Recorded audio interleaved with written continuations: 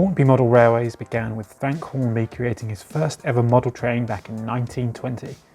Since then, the company has had many name variations from Triang Hornby, Hornby trains to Hornby. 2020 marks 100 years since Frank Hornby created his first model railway, and over the decades, people from all walks of life have shared their love and passion for Hornby models around the world. Many celebrities have publicly shown their love for model railways, from Elton John, Tom Hanks, Michael Jordan and Rod Stewart. One of those celebrities is Peter Waterman OBE. Best known for being a powerhouse in the music industry, Pete has been influential in creating some of the biggest hits in the world. 22 UK number ones with various acts including Dead or Alive, Kylie Minogue, Rick Astley, Bananarama, Steps, Cliff Richard and Jason Donovan. He can lay claim to having upwards of 500 million sales worldwide. Alongside his hugely successful career, Pete has been involved in the television industry, appearing as a judge on the original singing reality show Pop Idol. But one of his biggest passions is railways. Pete owns his own collection of locomotives as part of the Waterman Railway Heritage Trust, and since the 1950s he has been a fan of Hornby.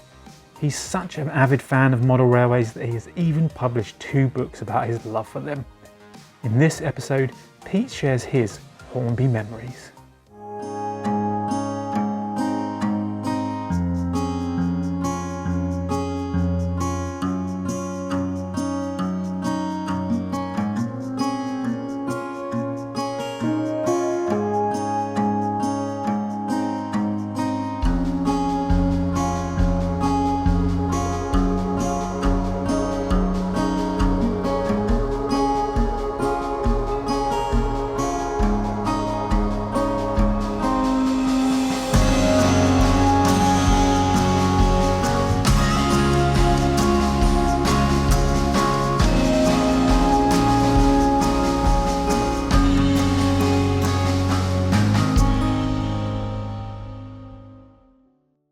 Getting my first train set in 1950 for Christmas,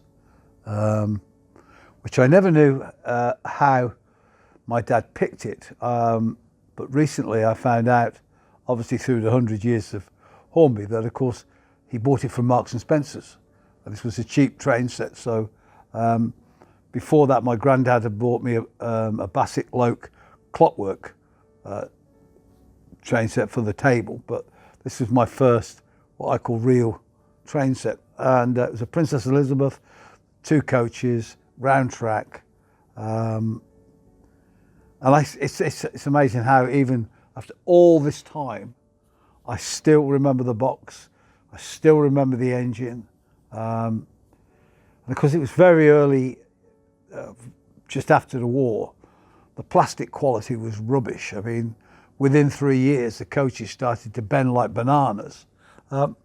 But that got me hooked. That was it for me. It wasn't like, I guess some kid get it for Christmas and then you put it to one side, and it wasn't for me. It was instant. As soon as I played with it, that was it for me. I knew that probably it was going to stay with me for the rest of my life, which it has. And I remember you got a little bottle of oil in there, which was a big deal to me. You know, we lived in a council house.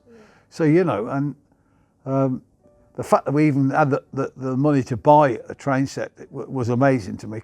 I now work out that it was obviously from Marks and Spencer, so it wasn't as expensive as I would have thought it was back then.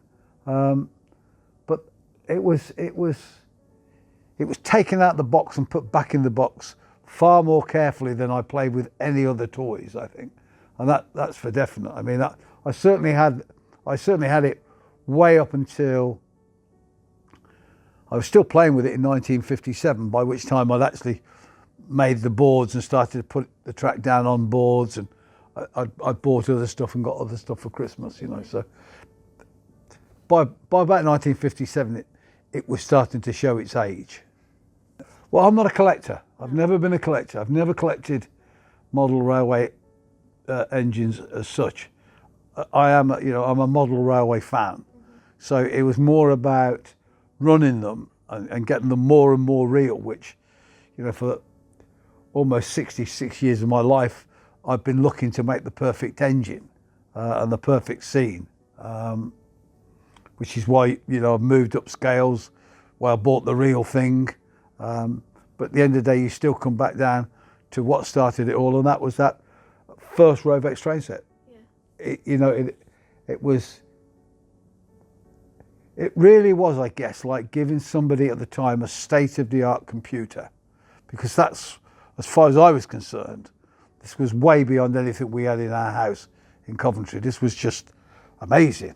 I mean, I got nothing else that ran on electricity or battery other than the radio. You used to get the accumulators charged up that worked the radio, you know. It was, so I guess it all, at the time, it was like a real amazing thing to own. No, I had my sister was only just born. In fact, she was born a year later. So I was on my own. At that time, we didn't have any neighbours. My best mate moved in 1951 across the road. The kids that I grew up with, you know, they started to move in at that point. And I guess that, and I remember nobody else had a train set but me. You know, I had the only one. And then my mate Keith, because of my train set, he got a train set, but he got a Trix train set. So, because he was posher than me, you see. Because I lived in a council house, he lived in his own house. So I had a Rovex and he had a Trix. I still like mine better though. Because his had 3 rails, mine only had 2. Oh, really? Yeah, mine was posh. It looked like the real thing. Rovex Plastics Limited was formed in 1946 by Alexandre Gregory Venetian, who had quickly, after the end of the Second World War, mastered the technique of moulding plastic into brightly coloured miniature cars that he supplied under contracts to Marks and Spencers. Unfortunately, he had to cease production of his cars as the name Rovex conflicted with the already registered Rover Car Company name, and he consequently had to undertake not to manufacture any more cars, miniature or otherwise. So impressed had Marks and Spencers been with the toy cars he supplied that they asked him in 1948 to produce an inexpensive battery-powered train set. He accepted the challenge, and in 1950, just in time for Christmas, the first train set started to appear in Marks and Spencer's store. The first Rovex set consisted of an oval track, a battery box controller, 2 coaches and a black Princess locomotive, Princess Elizabeth. However, the task of completing the huge order for Marks and Spencers was not a smooth one, and weighed down with financial issues, Alexandre Venezia sold Rovex Plastics Limited to Lyons Brothers in 1951, and in 1952 Triang Railways was formed. The current Hornby range of train sets can trace their lineage to the very first set produced by Rovex Plastics. I guess that original train set gave me my eye for detail and set me on a quest to do something. Now, it's easy to say that now. I mean, you don't think, Christ, if it hadn't been for that Hornby train set, I wouldn't have done what I did. But modelling is about detail. You know, whether you're collecting them or you're modelling, it's about detail. And my job for 50 years of my life has been about detail. It's about looking at the product, i.e. the artist or the television programme, seeing it as a whole. And I do, without that model railway background, I'm not sure I would have done what I've done, because it has been that quest for detail and perfection all the time that has driven me on, you know. Oh yeah, without a doubt. I mean, model railways have been part of my life since 1950. I mean, even when I worked in America back in the middle 70s, late 70s, early 80s, I used to take, in those days, you could take your trains on the plane. I used to take models on the plane and build them on the plane. I mean, I used to have a little bag with tools in, and I sat, instead of having lunch on the plane, I would actually do some modelling. I mean, the only thing you couldn't take was the soldering iron, but you got your pliers and your glue, and I mean, seriously, I mean, a lot of stuff that I made, particularly when we were making wagons, plastic kits, you know, I'd make them on the plane. Yeah. And I remember I was working on the set of E.T., and I was making a kit, and Steven Spielberg said, "What are you doing? You know, making trains?" And he was, "Oh, I've got trains," but he was Americans. So it's amazing when you bump into people that are railway modelers. It's incredible. My fondest memory is my first train set. It has to be. Without a doubt. Yeah, without a doubt. Okay. Because that's what set me off on the route. You know, I mean, I remember personally buying my first ever Hornby train, and that was an L1 in about 1960, 61, I think. But I mean, that was a big thing for me. I saved up, you know, and what did I want? I wanted an L1. Well, I lived in Coventry, for God's sake, which is about as far from the southern region as you could get. But it was a 440, which I just loved. And I mean, I guess again, that's that moment where you think, I've bought this for myself. You know, this is the first I bought. I built an amazing layout called Acton, and it was a big layout. And this was to be about 1978, when exhibitions were just starting to really take off, model railway exhibitions. And we decided to build this railway, very different from anybody else. We decided to make it 4 foot off the ground, so that you didn't look down on the trains, you looked across. And nobody had ever done that before. So we built, and I'm no joiner, I quickly hasten to know, the one thing you wouldn't want me to do is build you a kitchen. Okay, so we built these boards, and they must have weighed about 4.5 tons each. We had no idea.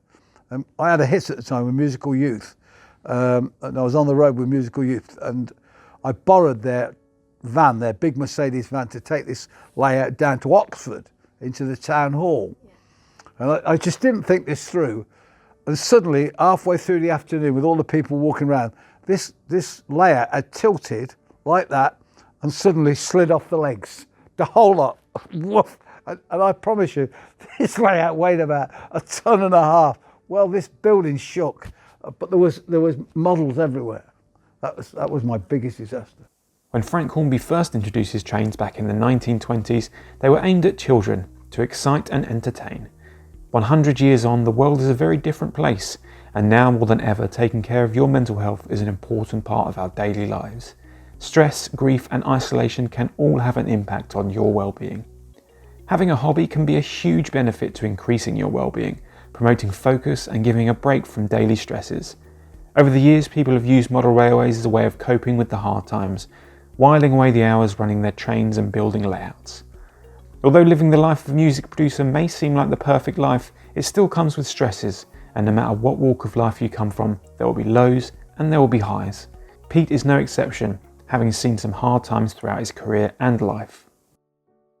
Listen, you know, I've been through some tough times, and particularly, you know, personally tragic times.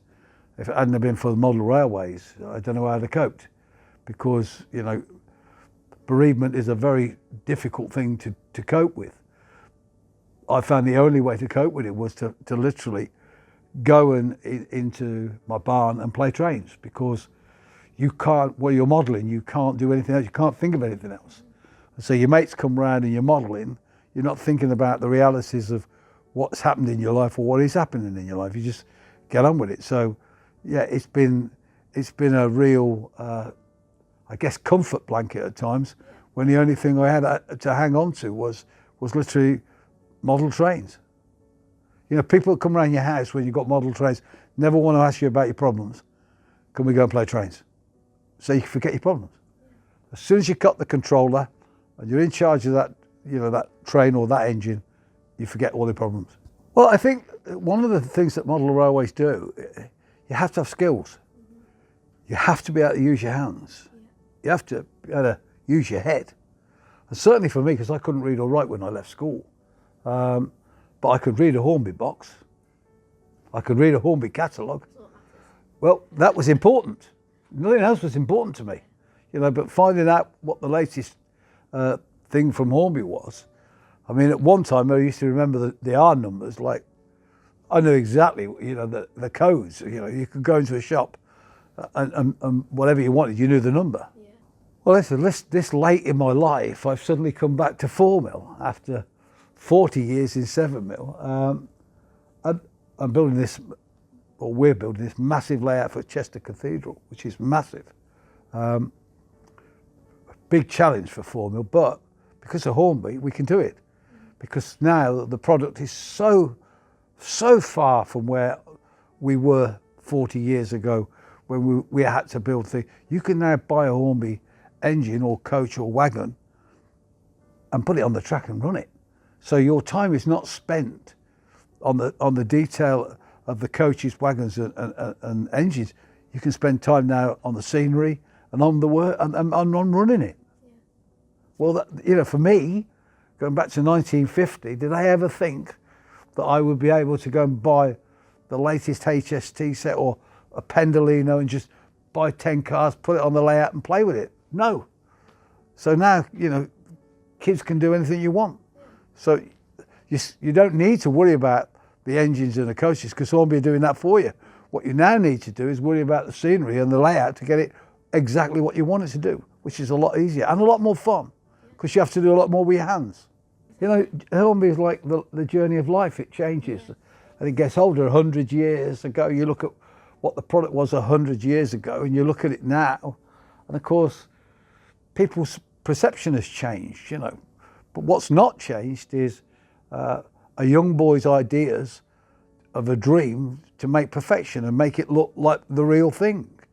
You know, it's ironic that 50 years ago I made the grass with sawdust, and 50 years later I'm still making the trees with sawdust. And there is nothing better. You know, it's just a different technique and a lot more work, but you know, an ingenuity. You know, but in your kitchen, it's almost like Valerie Singleton. I always think of you know, sticky back plastic. It's always household products that make model railways work. Whether it be sponges, whether it be floor cleaners, whether it be sawdust, you can use everything. Television is a two-edged sword. Television is a very strong tool, but can also actually put you off things. And one of the things that I believe in our hobby is perfection is what you're always trying to achieve, which you never can achieve. There is no quick way of doing it properly, right? You've got to do it properly and get there in the end. The reward, after 55 years for me, is fantastic when I can look at a formal layout that I could not have possibly built 55 years ago and kids go, that looks like the real thing. That, to me, that ain't gonna take me 5 minutes. That will take me 5 years. And that's not the fun to me. If you want to do it that quick, then don't buy a model railway, go and buy a scale electric. Yeah. Because that's instant, you can have fun straight away. Yeah.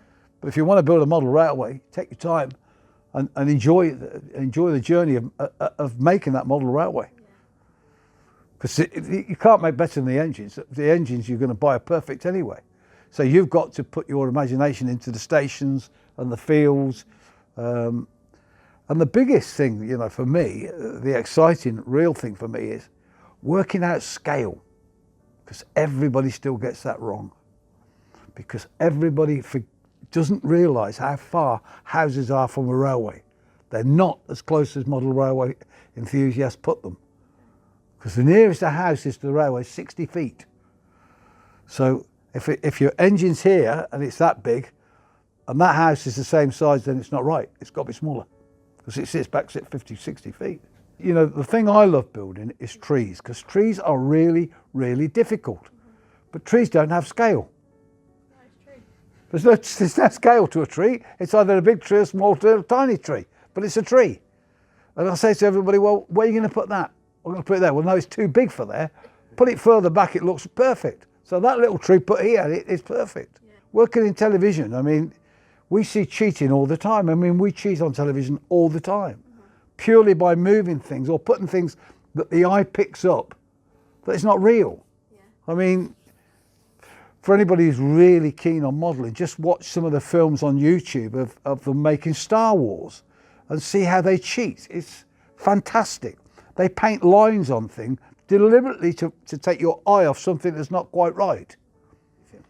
It fires your imagination, and what I love about this was to watch young kids when they come to shows and they see, of course, the movement fascinates them. That's great, but then now that we can get lorries to move and boats to go and planes to take off, their imagination is fired, and that's where the next generation of engineers comes from those kids that don't just want to run it around, but look at it and go, what if, and how could I change? And if I do, that's how we all started. I've heard this is amazing. I came here for the first time when you moved back in. I was here the day you moved back in. But so this is my first official visit to Hornby in, crikey, what, 69 years. Yeah, I mean, it's amazing that I never came here in all that period. And I mean, every Christmas, I mean, I saw the Hornby building. I kept thinking to myself, I've got to go there, I've got to go there. Yeah. And you never do. It's like, you never do what you want to do, and then suddenly you do it, you think, why did I not do this when I was a kid? Well, at least you're here now. I'm here now, yeah. Hornby models have touched so many people throughout its 100 years and continues to bring joy to people across the world of all ages.